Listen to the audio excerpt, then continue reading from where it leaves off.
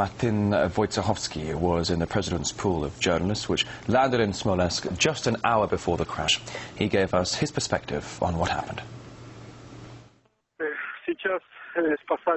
Now the rescue teams are trying to find the bodies of the dead. The firemen have already tackled a blaze. There was no blast. Some eyewitnesses say that the plane was leaking fuel before landing, which maybe explains why there was no blast, but only a small fire. When the rescue teams arrived at the crash site, they realized straight away that there was no point in calling the ambulance, because all the delegation members had died. The delegation was rather big.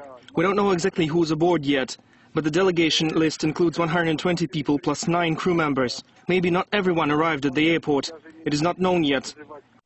The president and his wife, there were high-ranking officials on board, including the parliamentary deputy chairman, Polish deputies, members of the president's office, officials of the presidential administration, the military, generals, chiefs of staff of the Polish army, different army heads.